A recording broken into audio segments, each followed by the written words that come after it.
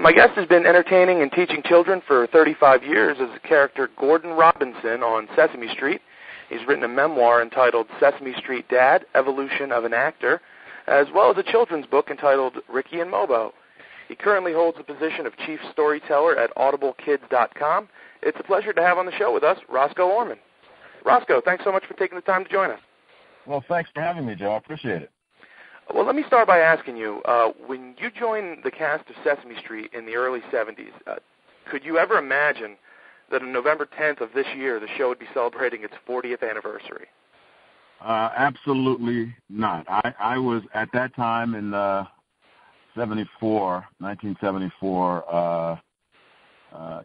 a working actor, but still, not that secure in my profession. And the average length of each job was maybe a few months if I was lucky, going from job to job, as is true with most actors, most people in the profession. So to get a job that conceivably would last for maybe a year or even 2 years was pretty exciting, and I had to pinch myself, especially since I was at the same time that I was offered the job expecting my first child. My wife and I were expecting our first daughter. So, it was. I felt extremely fortunate to have, a situation where I could look forward to at least a year or two of steady work. But, we're talking, 35 going on 36 years now, and that was totally off the charts. That was not something I even considered a possibility. How did you get the opportunity to get involved with Sesame Street?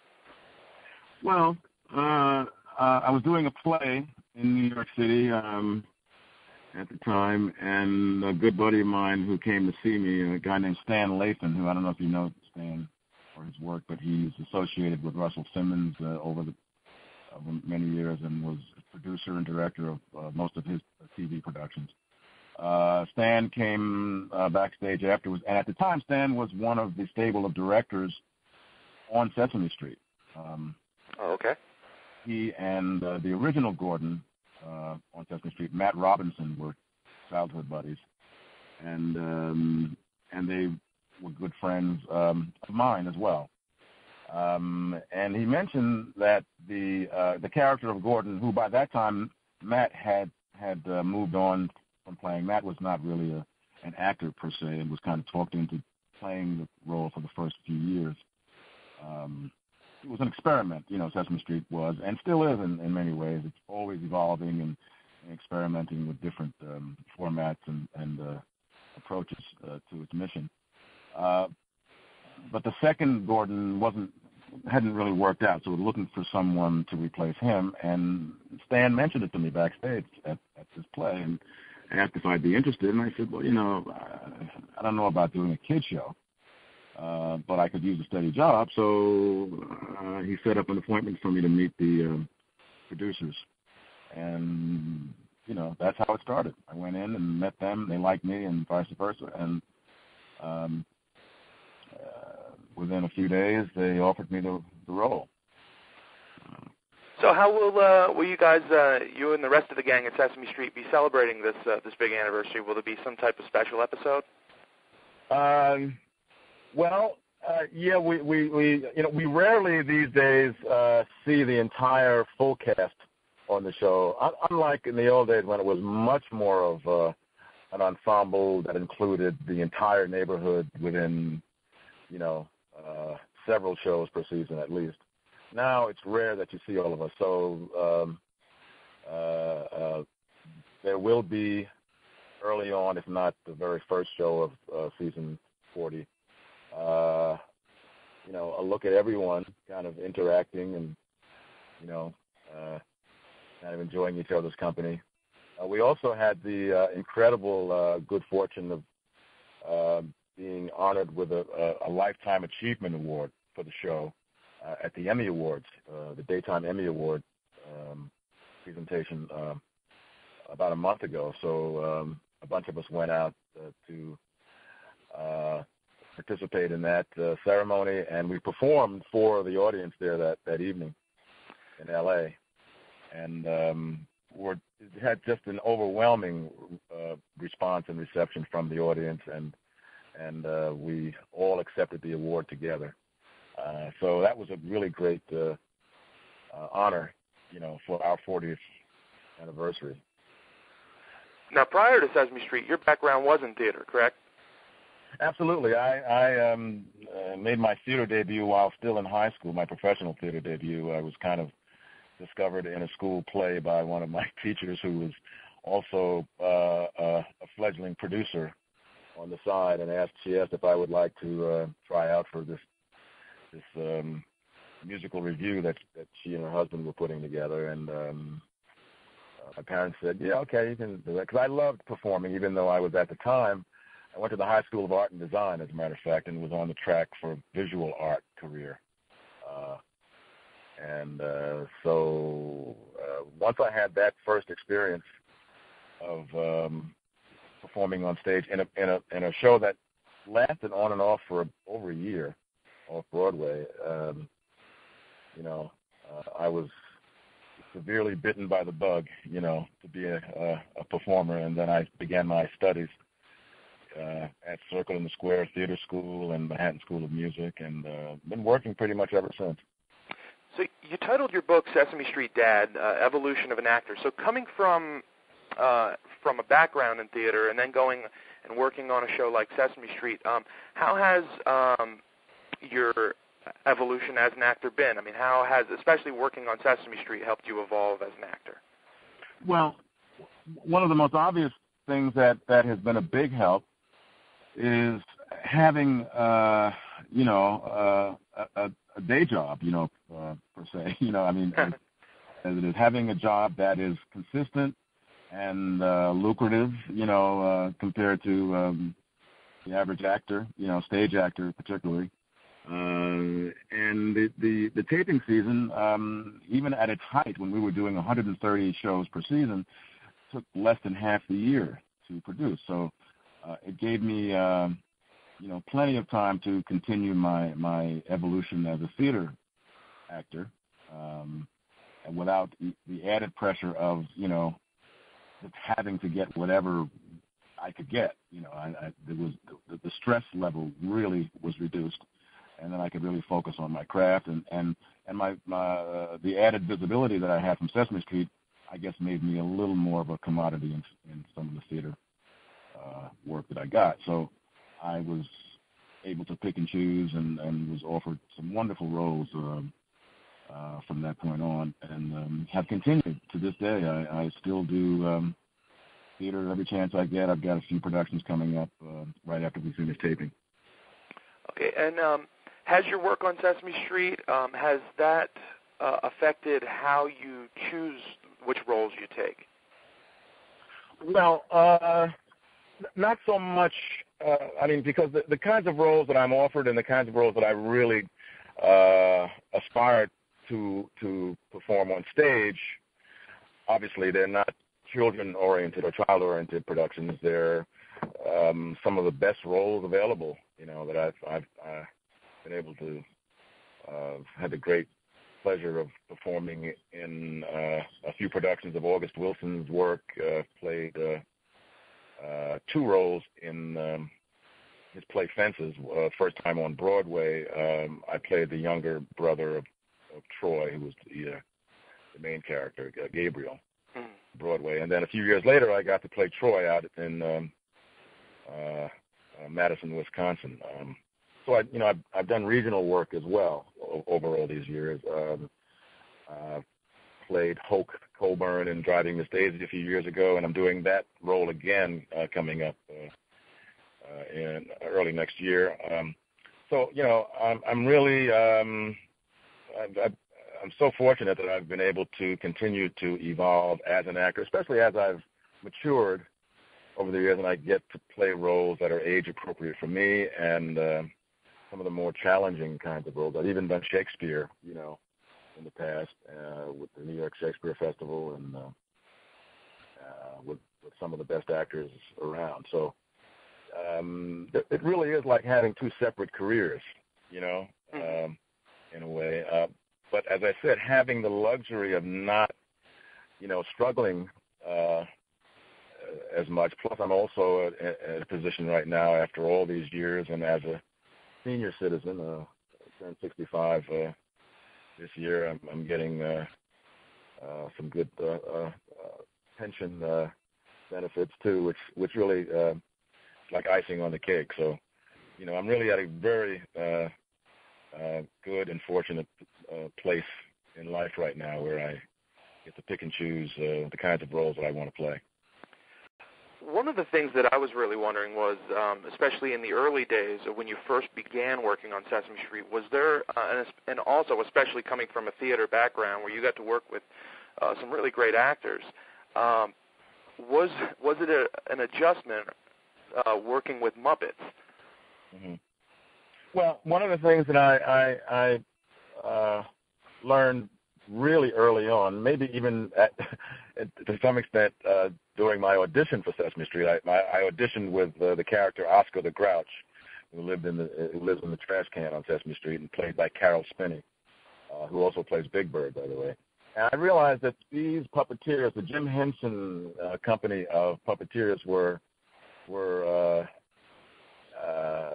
extraordinary artists and performers in their own right, and it's a different discipline, obviously, and many of the wonderful celebrity guests that we have had over the years who come on the show, some of them fine actors in their own right, are challenged by the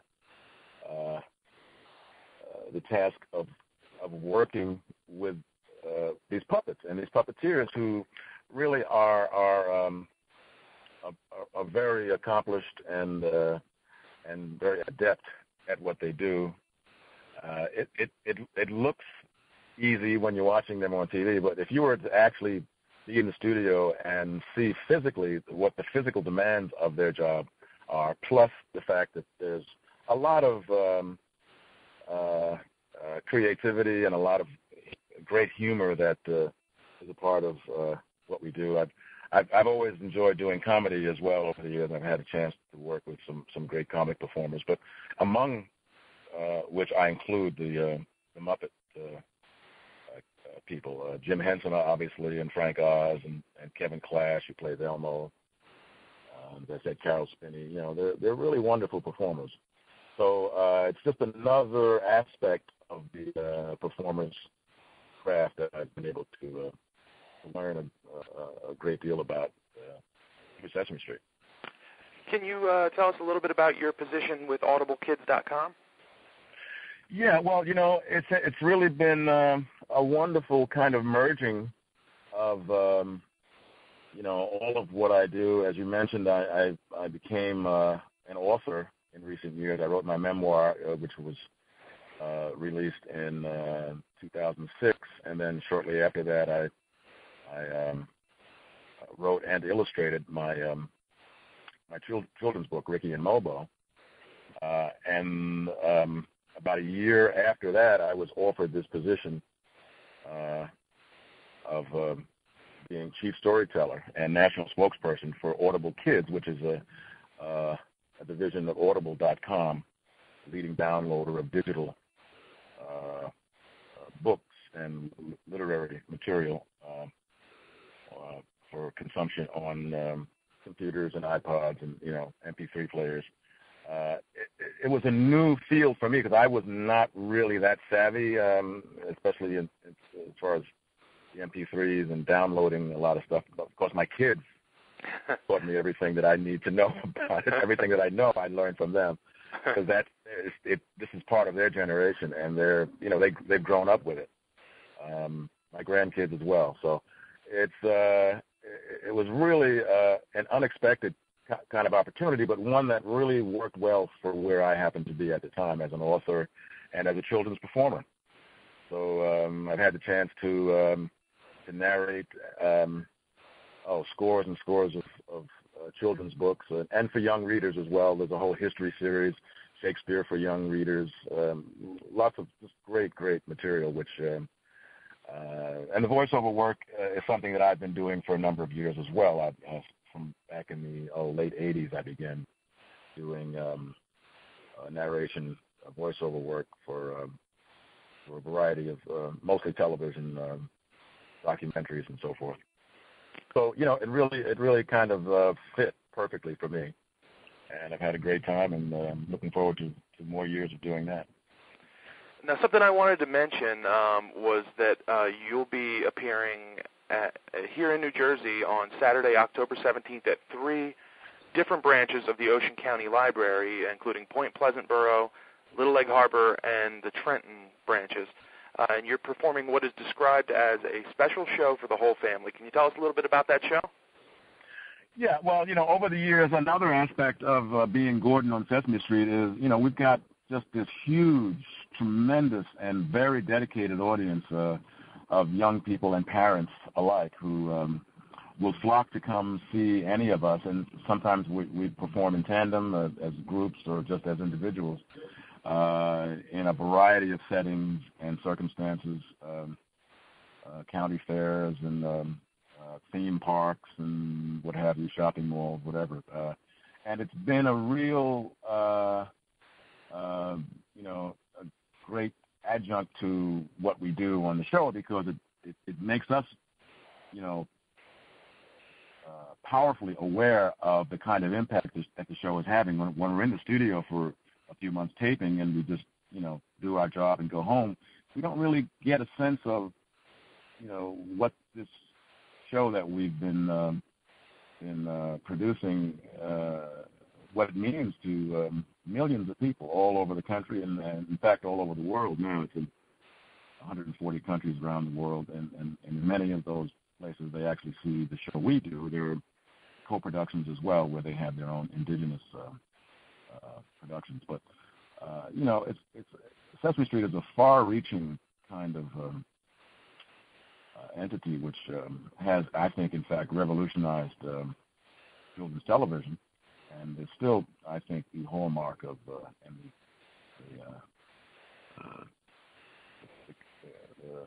the show that really is a measuring stick for all other children's programs. So, yeah, we have many opportunities to go out and meet and greet and perform material from the show or anything that we can package to entertain and to also carry along the educational themes of the work we do on Sesame Street. So that's what I'll be doing, primarily that, and probably reading a little bit from one of my books as well. Great. And if our listeners want to attend, they want to bring their kids, they can find out more information about that by visiting theoceancountylibrary.org.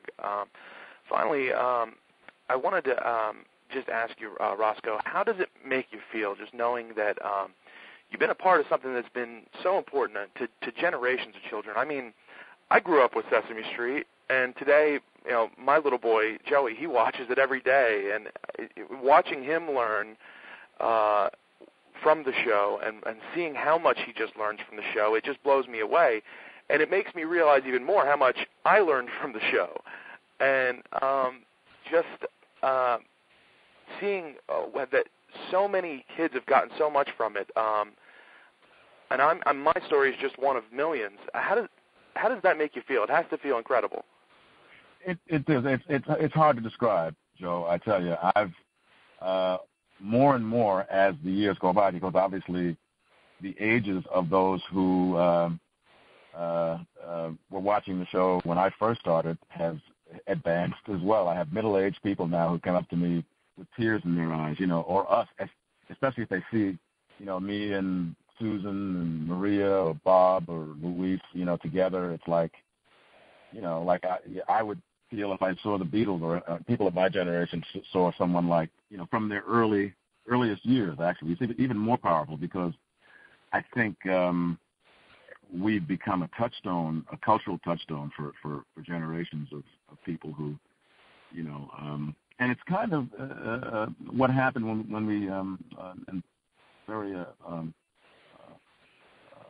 that powerful experience we had at the Emmys this year, when the entire audience of grown-ups in that audience, when the curtain came up and they saw the cast of Sesame Street on the set, they just stood up. They jumped to their feet, and we sang a production number that lasted a good 8 minutes or so, and they stayed on their feet, standing through the whole performance, because I think there's that kind of connection and appreciation that's really deep for a lot of people who have watched us over the years. That we represent something from their youth, which is I guess it's rare, especially to have that entity still alive and well. I think, too, it takes you back when you think about that time of your life and your earliest developmental, those earliest memories, and especially, for somebody like myself or the adults that you're describing who come up to you, it takes you back to a time before the stresses of life were really introduced to you, and there's nothing but fond memories. Absolutely.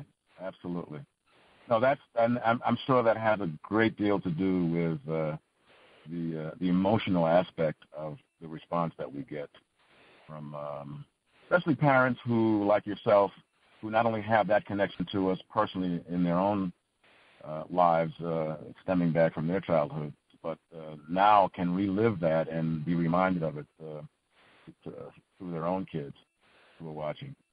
So there's that added appreciation on their part. Roscoe, I want to thank you so much for taking the time with me today. My pleasure, and thank you. You have a good one. Have a great day. Take care.